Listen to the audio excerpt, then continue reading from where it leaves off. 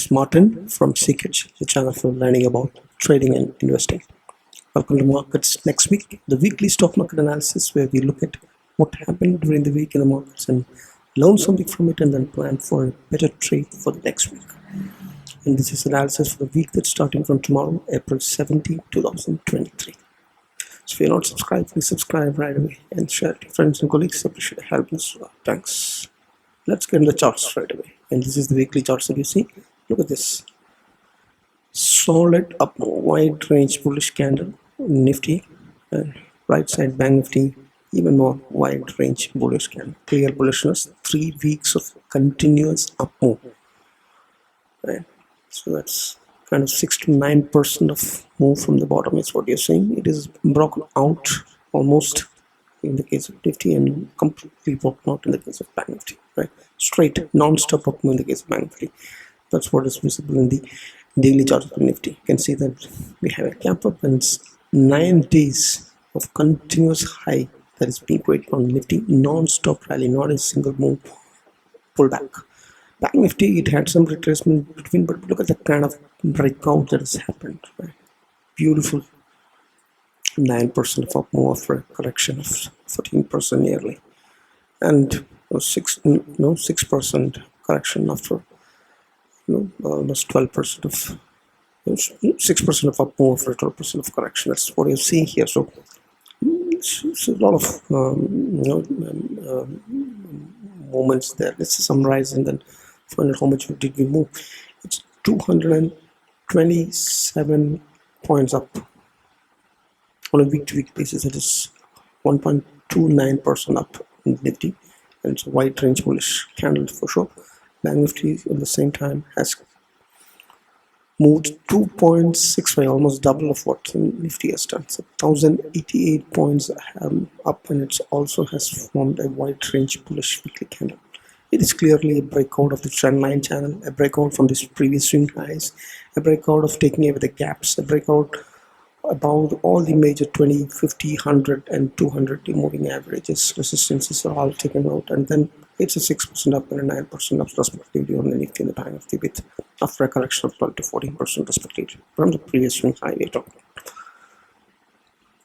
Now on the Friday's move, the latest daily charts are showing that Nifty had a flat close, right, and it formed a hammer. A hammer on the top of a trend could be indication of some kind of pullback. Right, so it is a flat close 0.09. It's just 15 points off the Nifty. But look at what happened on the Bank Nifty on the same day, Friday. It's 575 points. That's 1.38 single day breakout move, wide range bullish candle moves. What happened? Right, so that's dramatic breakout from the Bank Nifty. While Nifty, seems to show some symptoms of tiredness that you can see, by a flat close, right? Because Bank Nifty had taken a break in between and pulled back before it made this breakout, but Nifty had not done that. It was continuous breakout in up move of 9 days. So that fatigue can be seen in the Nifty. And the lower line, lower high pattern that we are talking about since long on the daily charts are now negated on both indices as the price action is seen, right? So that's a fact. On the daily charts also you can see that. But now that it has made such a breakout move non-stop, some retracements could come back, is what we have to also understand. So also look at this Bollinger Bands as a daily charts that you're seeing here. This is a concept known as walking on the bands, which is clearly bullish. In Bank Nifty also, it's walking on the bands up and it's expanding on the upside. Clear indication of further up move. But one thing you have to keep in mind is that retracements has to come in. The further it moves away from the moving average or the median of the Bollinger Bands, the more likely it will come back. But Bollinger Bands are expanding the upside, and beautiful indication of a further up move is what it is indicating. Look at the same old weekly charts that we are referring to. Remember, we had a breakout here several months back and then failed after making a new all-time high. It took the support of the same trend line for a long time, could not hold on to that, did the correction, and then decent correction is made on both indices, and then it struggled to move above that, and then finally it broke out and closed above that previous breakout zone from where the all-time high was made earlier. So that's what can essentially be seen there. That's the weekly charts we're talking about, right? And yeah, so looking at the support and the resistances, you can see the trend line block, is no longer there. It is blocked out of that, and then the first resistance will be 18K. It's a rounding number, as well as it's very close to your placing. We have 18134, then 18200, 18265. So that would be this is a confluence of multiple resistances out there. Right, so right now we are at 17800. Similarly, supports down. First previous swing low can be, there could be support at 17500, 529 zones, and after that you have the 200 DMA, which could provide some support at 17400, then 17356. That's what the 200 DMA is. And then for the down, you have a gap at 1725 zones, and then Fibonacci 50 supports and all that. 1600. We don't need to go for the diagram. So that's where the support resistance on the Nifty is in. Banknifty also, you can see that the previous budget day high is taken out. In the first resistance would be 42,700 zones, and then 43,070. That would be the previous swing highs. Resistance would appear there. 43,600 would be the next resistance post that. Similar to the downside, you could have supports that can be seen at the moving average supports at 40,800, 40,700, 40,200, likewise, and 40,200. There's a gap here at 40,000. Right, so that's how the supports are acting at the downside. Right. Upside we'd already seen. So that's where the resistance and reports are there. So correlate this with the open interest data that is there, and then you would be able to come to a level where the entry is in excess, where the probability of the highest supports and resistances can be derived based on these two things. We'll be seeing the open interest data next. Before that, let's look at what's happening in the momentum and the trend. We are basically analyzing the momentum with the help of RSI, and the ADX indicator is used for the trend. So we are basically having the Nifty and the Banknifty momentum and the trend indicator that you're seeing. That's on the weekly charts. Right side you have the daily charts. So we can still see that the momentum is sideways and rising, but not at bullish. Right, more than dices, that's the same. Right, and trend has crossed over the bullish zones in the case of Nifty, but in the Banknifty the trend has not yet moved off in the weekly charts. But look at the short-term charts of the Nifty on the right side. Nifty is already broken out in the bullish zones. Momentum I'm talking about, and Banknifty also is in the bullish zones and on the momentum. And look at the ADX. ADX is in the bullish zones, crossed over to the DMI positive zones on both the indices, and rising up with strength. Right. So the strength also it's kind of weak on the weekly, and the crossover is not happening in the Banknifty. That's a difference. Otherwise, its momentum and the trend is bullish. Right. That's what you see. That's what we summarized here. Maybe not of this. Moving ahead, volatility and open interest analysis of doing volatility. We already did some analysis based on the Bollinger Bands. Now this India VIX is another way of analyzing that. So volatility was kind of flat, although the market had made a breakout and moved up and all that. VIX has not cooled off that much because it's already on a very low level of 11.9. So it's not 1.1 minus, it's 1.1 plus. Actually the VIX has moved slightly up, even though the markets has moved up. So exactly should be the contrary, both, but that did not happen. So to make a note of it, VIX is always the long ranging. There could be an interpreting nature that could cause the VIX to suddenly spike up because it's already at a very low level VIX. How long it will remain this level, we never know. How long it will spike up and come back and fall, this we never know. But as long as it's at a very low level, it shows that the fear and greed is less, but there is also a trouble that it could spike up. So be cautious on that, cautious about that. And this could be the place where options premiums also will be very less if you're trading in the options. Looking at the open interest of the futures, you can see there's a long build-up that has happened in the Nifty. and the Banknifty. So that long lived is bullish. Uptrends for the weekly options, April 17, 2023 shows that the put call ratio is 1.03 and 1.53 on the prices, which is clearly bullish. That is evident there. Look at this options data. You can see a lot of unwinding, unwinding that can be seen on the Nifty. Local unwinding on the call side also has happened. Build up has happened very close to this 17,800 zones, and here also. So the unwinding has happened in the Nifty. Unwinding of the calls is what you see. Building up of the puts is what you see in the Banknifty. So this is what happened. Right. Huge adding of the puts has happened on the Banknifty, while huge unwinding of the puts has happened on the Banknifty on the last build up on Friday. See, this is what you can see. Right. So Banknifty definitely broke out because of that adding of the calls or adding of the puts, and Nifty could not move further up because of that unwinding of the puts that you can clearly see there. Look at the levels: 17,800 to 17,850 is where the highest put and call. So it's a very tight, narrow range. Second highest put writing is seen at 17,700, and then second highest call writing is in at 18,000. So that's somewhere in the range of 17,700 to 18,000. The 300 point is what the option riders are saying that the markets will play out next week. Right, so huge bullishness is not seen there.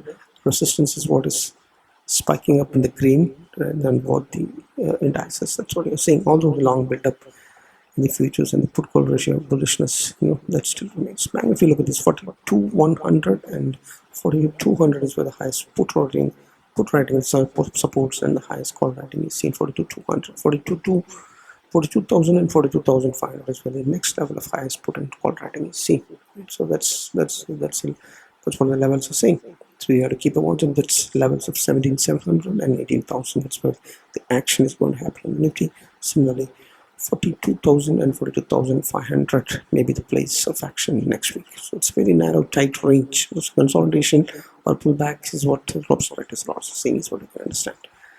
Now, for analysis, we're extending towards understanding industrial sectors. We can see that the IT sector is 1.5% down almost.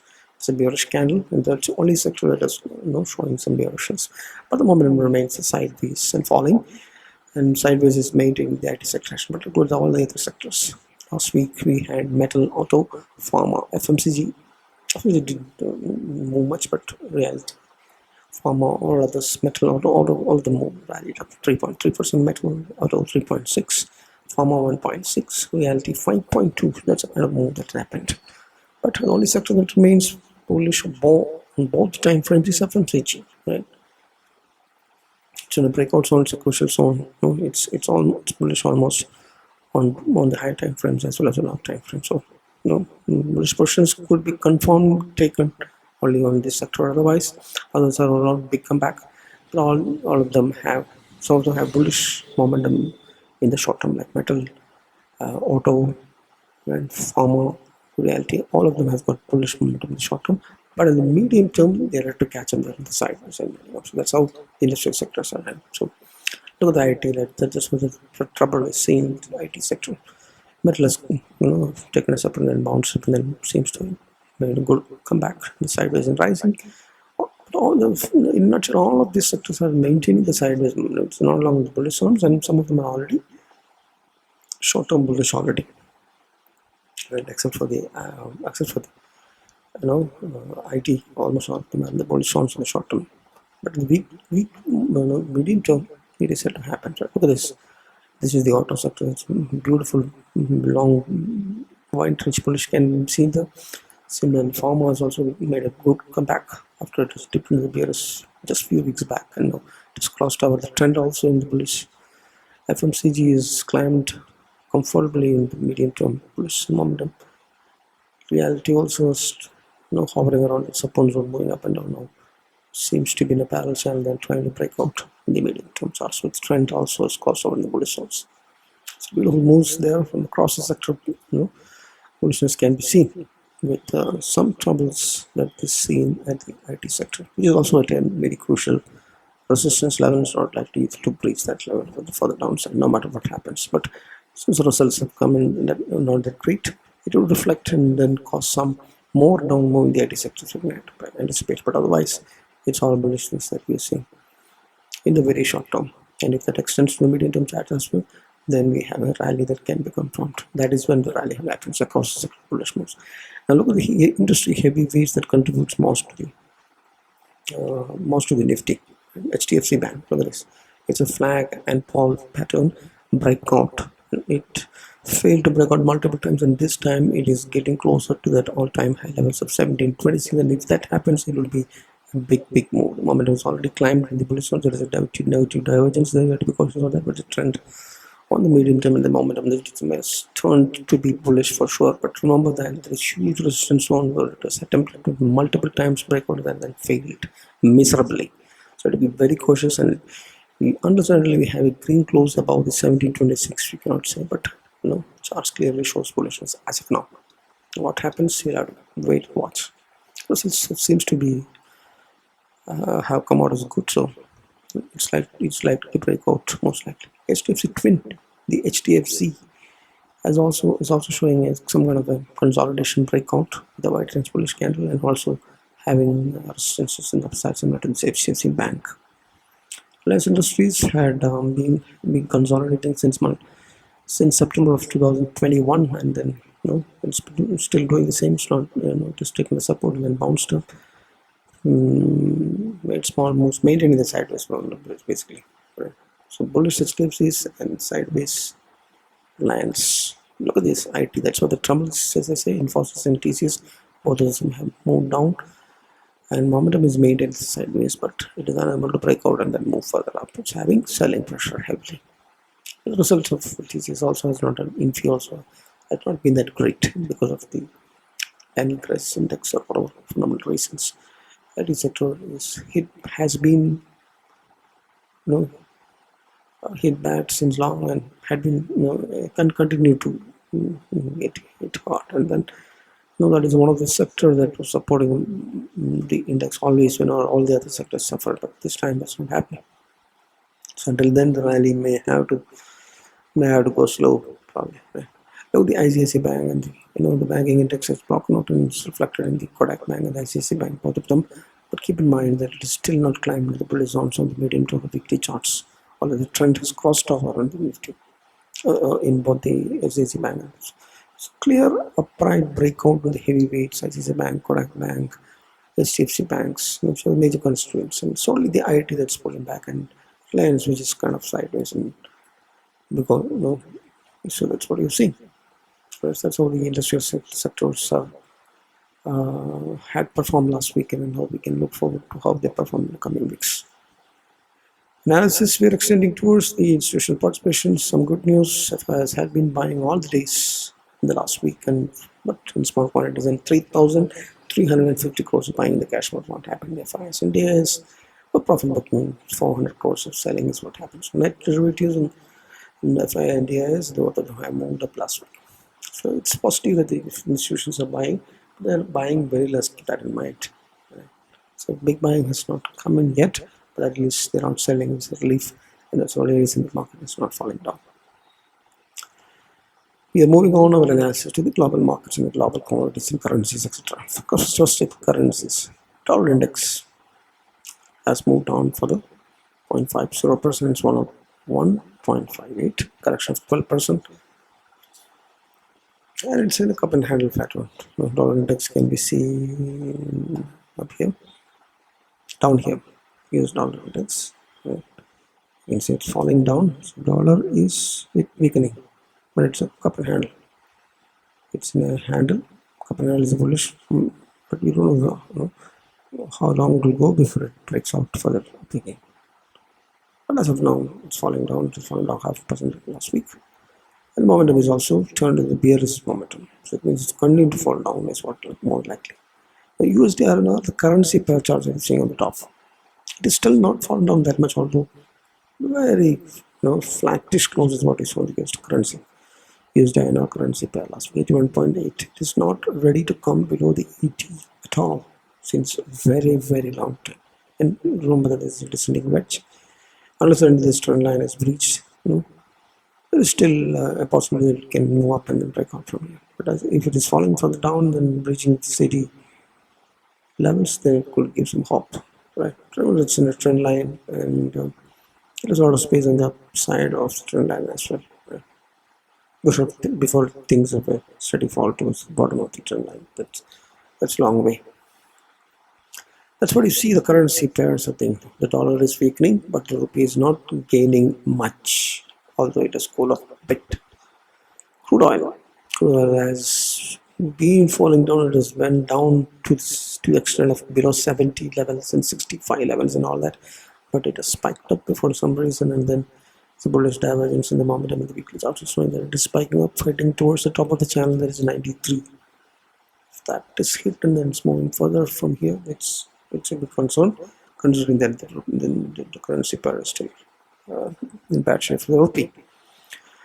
It looks like it may be doing that because the ADX trend indicator for that crude oil also has crossed over the bullish zones. It was rising up in the sideways, but still not in the bullish zone. So there is very likelihood that it can further move up to the top of the channel at least. Look at the gold charts on the right side, the weekly. It is actually almost broken out, facing severe resistance in very, very few points away from the 2074 all-time high level of the gold. Now, why is gold spiking up even when the market is moving up? So that's something that we have to. Normally, gold spikes up like this and then hits all-time high when there is a market that's crashing and people shift the money from safer habits. But why is it happening now?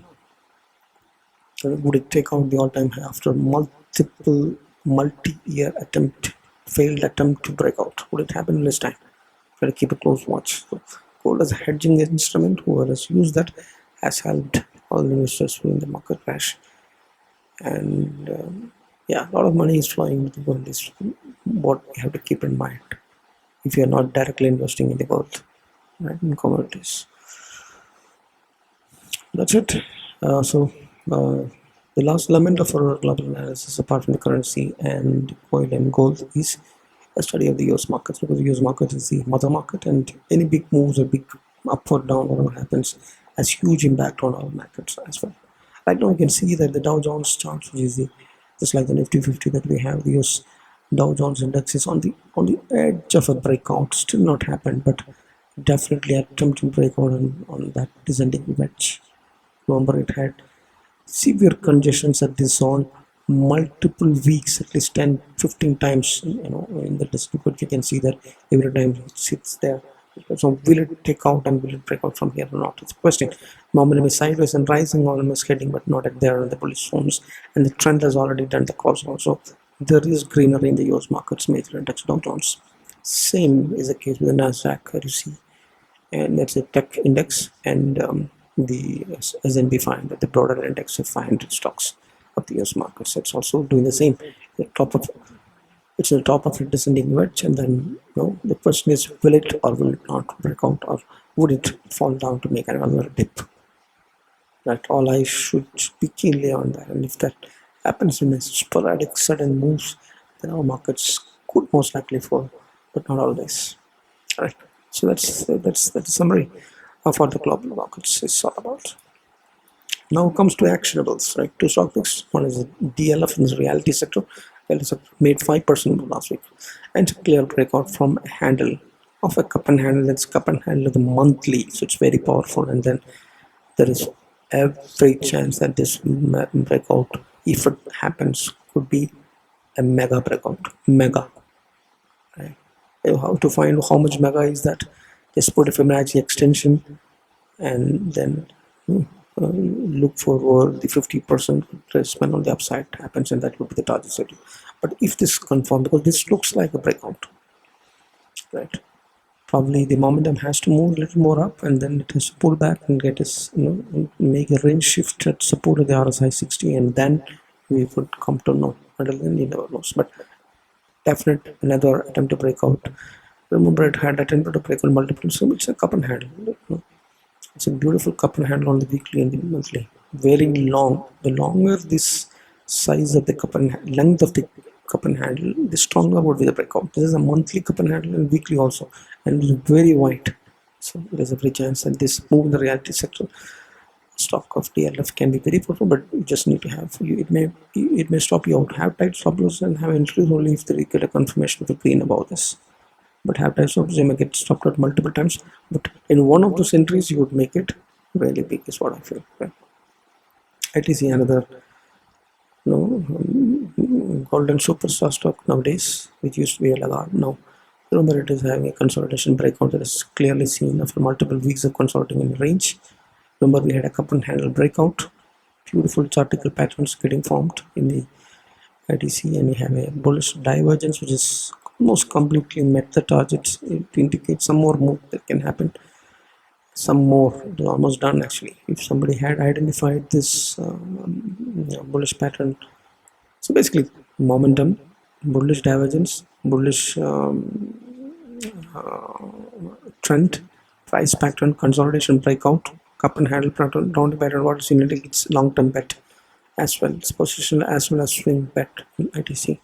Stop loss depends on where you want to put. If you're long events, you'll have to put the stop near to the neckline of the breakout, first breakout of the cup and handle or rounding pattern. Or if it's short term, just have to put a stop loss just below the consolidation low or the entry candles low, and you may get stopped out, but it could move and break out for more itself. Because 400 is very close. 420 is could be a potential target that you can look for the very short term. So to stop first DLF and ITC, on the long side both. So this is a trade I have also taken the same trade. This is actually a Batman strategy with completely hedged, but we know what the defined loss will be, and the number of lots can be dependent on your portion size. So the profit is very high, and range is very good for 17,400 and 18,200 nearby is a very good range that you can have a delta that is almost neutral. Right. So basically, we have to look at what is the average that you get in the middle space. So what you're doing is you're selling puts and calls, and then buying the hedges on the both sides. But you're distributing that buying part at two different places. One is at the hedge points, and one is after the selling point and before the selling points. So it's a 3-to-1 pattern, distributing the risk. So the market is staying within this range, you should be fine. It gives this Batman strategy gives a very good risk, a very good probability of profit, and a very good range above all. That's what matters. And profit may not be that great, but as long as this is 1%, the middle portion gives you 1% of a capital investment, should be fine. You have to exit. You don't necessarily, most likely, may not need adjustments until it breaks this selling point on the top. Right? So basically, here we have sold 12 3 lots at 18,150 and 3 lots at 74.50. Put and call. Right? This 18,150 is a call that is sold, and 74.50 is a put that is called, and then you are buying the hedges 2 times. 17,150 and 18,450 is what we have bought the inside hedge, and outside hedge we have at 18,100. No, outside hedge is where we are doing it at 18,450 and 7,150. Inside hedge we are buying at 17,500 and 18,100. Right? So very safe strategy, definitely risk, and then don't expect too much from it, but consistently you can make profit. Adjustments, of course, you can roll in and roll. You can roll in and roll out on both sides, depending on which side is moving. That is shifting this selling point as well as the hedge. All 3 hedges or 2 hedges, either of that on both sides, depending on which side the market goes against you. But you do the adjustments only after a breach. Only after a breach of that selling point has happened in the price. Before that, it doesn't make sense to do too much of adjustments, which will only make the brokerage. So that's a payoff of a Nifty options Batman strategy that you are seeing there. The weekly options that is just 4 days away on Thursday, and next week we have a truncated week as well. Yep. So having had enough of analysis, just to summarize, the weekly charts have actually broken out. Market is rallying. Wide range bullish candle is what you see in the weekly in both indices. 6 to 9% of recovery has happened after 12 to 40% of correction on the indices. Lower high patterns now negated, and the price seems to be breaking out on moving averages, resistance, momentum, trend, Bollinger Bands, wicks, operators, put correlation, price action, everything is in favor of the bulls. These indices are also attempting breakout and then showing green. Wicks is in lower regime, and therefore market view is mild bullish. No, market does not move like a rocket always, right? Nifty has not corrected for long. 9 continuous days of new highs has created. Now, some kind of small retracement is a must. Nifty has done the correction interim, but Nifty has not done that. So, next week can be a combination of a pullback. It can happen in the early half of the week, and then it can take a support somewhere in the downside. Small correction maybe, and then take support and then bounce up and continue the rally is what we can expect. We have a lot of resistances out there at 18k to 18,300. This is a heavy resistance zone. Keep that in mind. So IT sector results are bad, so pullback. The IT sector could be contributing to the pullback in the index. So inflation data and the economic data has been good, so that's the reason for this recovery. Fundamentally, if you look at it, could be that. And global news still there is recession fears. Inflation is cooler, but recession fears and interest rates and COVID war and all these things are still there. The concerns are there, but VIX is in the lower regime. But remember there, it's main reverting nature, and it can spike up. That spike up could mean sudden crash, which can be anticipated anytime. But always keep that in mind. But overall, the premiums are low, VIX is low, fear is less. Market is slowly rallying up and breaking out. Yeah, crude oil is spiking up is a concern. Rupee is not strong enough. It's not strengthening at all, even though the dollar is cooling off.